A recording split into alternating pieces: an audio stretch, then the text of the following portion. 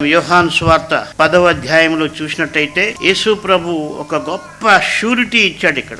అంటే ఈ వాగ్దానం నేను ప్రతిరోజు కూడా తలుచుకుంటాను. ఎందుకంటే ఇది మన విశ్వాసాన్ని బలపరిచేటువంటి వాక్యం.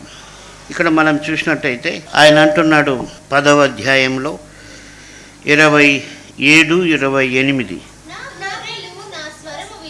నా గొర్రెలు నా స్వరము వినును, నేను వాటిని ఎరుగుదును, అవి నన్ను వెంబడించును, నేను వాటికి నిత్య జీవమునిచ్చుచున్నాను గనుక అవి ఎన్నటికి నశింపవు.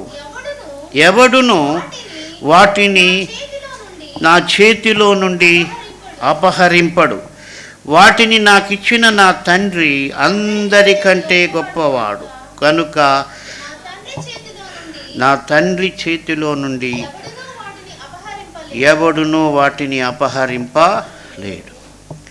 ఇక్కడ మనం చూస్తున్నాం ఈ 5 ఆశీర్వాదాలుకి గ్యారంటీ ఏంటంటే యేసు ప్రభు చెప్తున్నాడు, నా స్వరం విని నన్ను వెంబడించినప్పుడు నేను వాటికి నిత్య జీవం ఇస్తూ ఉన్నా.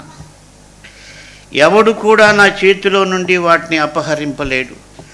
వాటిని నాకు ఇచ్చిన తండ్రి అందరికంటే గొప్పవాడు కనుక ఎవడును వాటిని అపహరింపలేడు.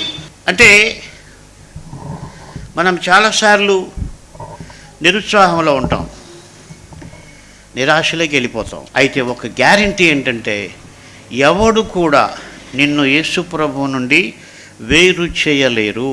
ఆయన స్వరం నువ్వు వింటూ వెంబడిస్తున్న సమయంలో ఎవ్వరు కూడా నిన్ను అపహరింపలేడు.